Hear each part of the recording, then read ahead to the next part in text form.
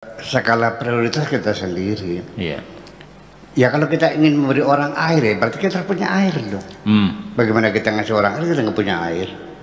Bagaimana kita berbagi kebahagiaan kalau kita tidak punya kebahagiaan? Cobalah kita belajar mulai dermawan. Nah, kedermawanan dengan harta ya bagus. Tapi yang paling istimewa adalah kedermawanan dengan kebahagiaan.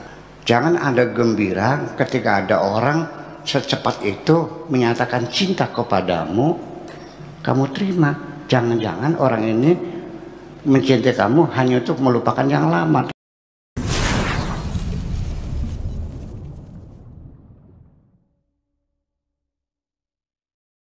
Berikutnya kita masih ke virtual dan sekarang saya akan bergabung dengan Pak Dik Dik dari Bandung. Assalamualaikum Pak Dik Dik.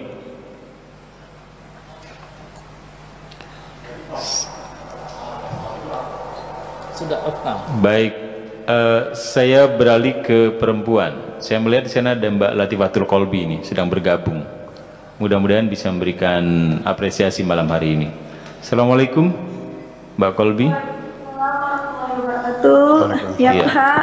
Assalamualaikum warahmatullahi wabarakatuh Buya. Waalaikumsalam warahmatullahi wabarakatuh. Buat Buya dan semuanya. Silakan untuk apresiasinya Mbak.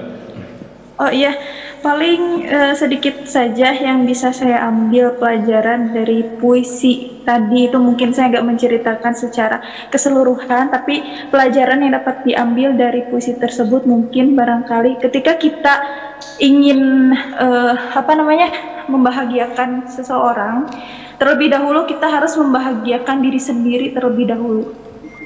Jadi bahagia itu ciptakan dulu pada diri kamu sendiri sebelum kamu bisa membahagiakan orang lain. Karena ketika kita menaruh kebahagiaan kita terhadap orang lain, maka yang akan kita dapatkan hanya ada kekecewaan dan mungkin juga sakit hati, mungkin seperti itu. Jadi ya menurut saya dari pesan yang disampaikan dalam puisi tersebut, ketika kita ingin bahagia, cobalah untuk bahagiakan diri sendiri terlebih dahulu sebelum kamu membahagiakan orang lain. Paling begitu Pak, izin saya hanya sedikit saja. Iya.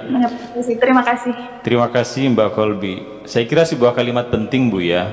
Sebelum kita membahagiakan orang lain, bahagiakan dulu kita agar semua itu menjadi pas begitu dalam kehidupan. Penjelasannya Bu ya bagaimana? Ya memang itu ya tidak jauh dari pesan-pesan Tuhan juga. Iya. Yang berbunyi ku anfusakum wa ahlikum ya, bukan wahlakum ya. Yang benar ahlikum ya, bukan wahlakum. Orang udah baca benar disalahin lagi. Ya skala prioritas kita sendiri. Iya. Ya kalau kita ingin memberi orang air ya berarti kita punya air loh. Bagaimana kita ngasih orang air kita nggak punya air? Bagaimana kita berbagi kebahagiaan kalau kita tidak punya kebahagiaan? Itu logika semacam itu. Tetapi pada saat gitu muncul kedermawanan kita, ya artinya berbagi kebahagiaan itu ya tidak mesti harus kita sempurna kebahagiaannya. Dengan sedikit kebahagiaan pun kita bisa berbagi kok. Seperti orang ingin dermawan, jangan menunggu kalau sudah kaya. Saya nggak yakin. Ketika sudah kaya belum tentu nggak dermawan kok. Malah semakin medit bisa terjadi, dan itu terjadi berulang-ulang. Karena itu ya cobalah kita belajar mulai dermawan.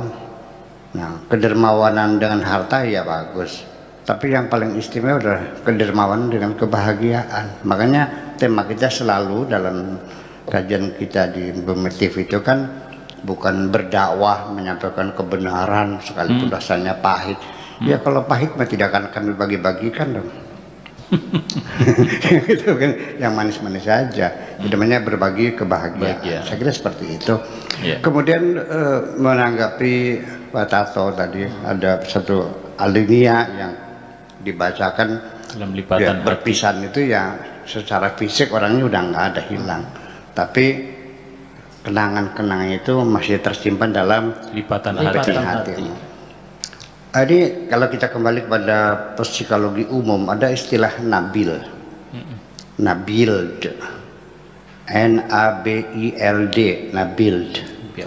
Itu adalah satu kesan yang terekam dalam pikiran kita ketika melihat sesuatu, katakanlah melihat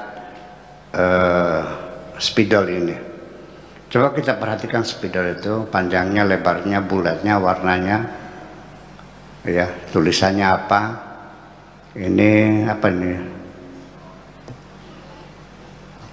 Mata saya udah harus dibantu nih. Tulisannya snowman. Udah? Kita perhatikan. Tutup mata kita. Tutup mata kita. Itu gambar ini masih terekam dalam pikiran kita. Tapi antara 2 detik sampai 3 detik paling lama. Ya, atau 1 detik sampai 2 detik. Masih tertinggal dalam pikiran kita, dalam di mata kita masih terekam.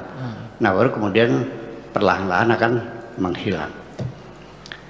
Itu karena kenapa cepat? Karena masih terbatas pada indera mata. Tetapi kalau sudah tersimpan dalam memori, itu tidak mudah seperti itu hilangnya.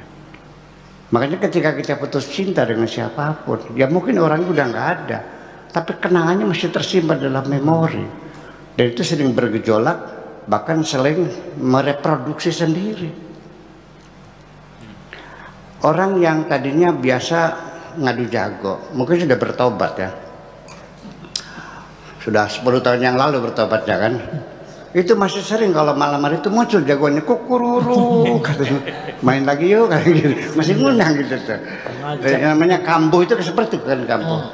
Nah dalam cinta juga sama, munculkan memori. Dan itu bukan hanya 2 detik, 3 detik, bertahun bahkan sampai selamanya.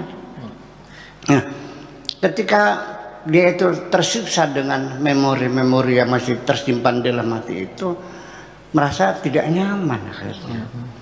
Ya, ingin melupakan.